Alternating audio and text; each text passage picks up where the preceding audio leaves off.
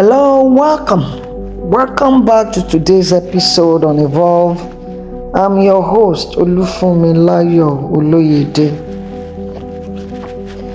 I want to share a story with us, one that taught me so much about the sovereignty of God. And now His grace can turn even our roughest days into stepping stones for destiny. A time ago, I got an offer to step up as the assistant worship leader in my church. An opportunity to do more for God, not just spiritually, but also practically. It felt like God was opening a new chapter, which He did. The day I was scheduled for the interview, I woke up excited, but unknowingly, completely unprepared for the drama that was waiting for me. When I stepped into my workroom that morning, the smell hit me bad. The floor was soaked. Dirty water had seeped in from my neighbors upstairs, who were renovating their bathroom. Apparently, water had been dripping down without me knowing, and it all accumulated in my workroom.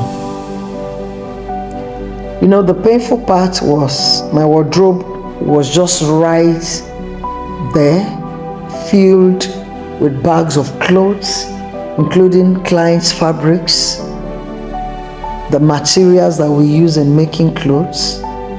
When I opened the wardrobe, I realized some of the clothes had been completely damaged. 2 whole bags were ruined, and everything smelled very awful. Oh my God, I was frustrated. I was angry at my neighbors for not notifying me. I was upset that I had to deal with this mess on such an important day.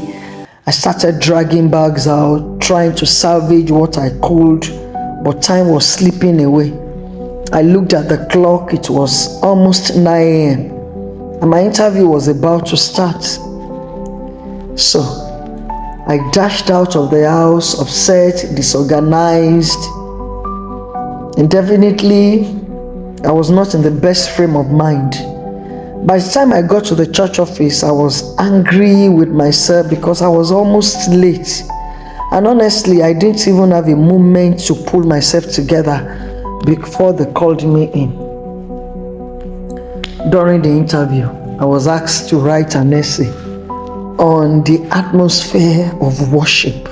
Good. But because I was so unsettled, my handwriting was wobbly, as in completely a mess. So I managed through, submitted my essay, went outside to the reception to wait for the next interview, and that was to wait for the oral interview.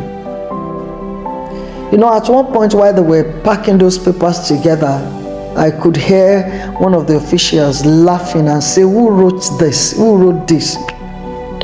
Whose handwriting is this?" Because I didn't even remember to put my name. I didn't put my name. They began to search, whose handwriting is this? Who wrote this? Who wrote, But they had no idea what my morning had been like. I felt embarrassed. But I just pressed through, gave my answers, and left everything, and went back home. The beautiful thing is that despite all the chaos, despite my rough morning, despite the mess of my writing, I was given the offer.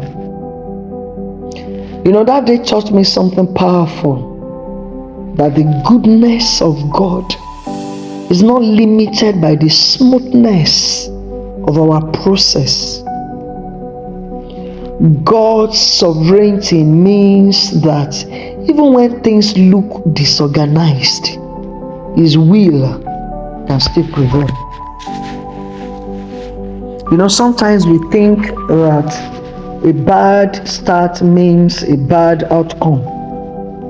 But God does not work like that.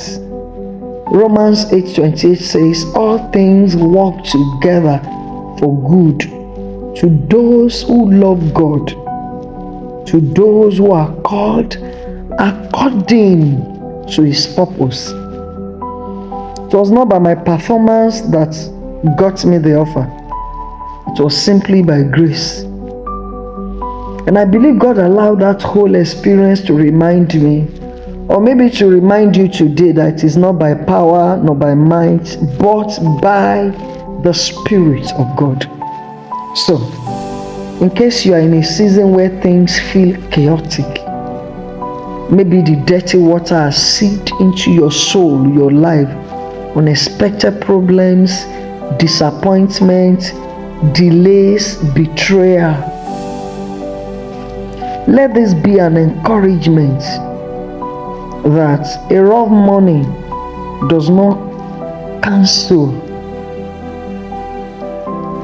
God's plan for your day. The fact that you have a rough morning, you have a rough beginning, or a messy process does not disqualify you from God's promises. So at the end of the day, the sovereignty of God always has the final say. And when He says yes, no amount of chaos can turn it into a no. No amount. So breathe. Rest. As in, rest. Call yourself back and tell yourself, Funmi, mention your name. Rest. Trust Him, because truly all things are working together for your good. If this story blessed you, share it with someone who may need this encouragement, and remember that it is all by grace. Till I come your way next time, and remain your host. Bye for now.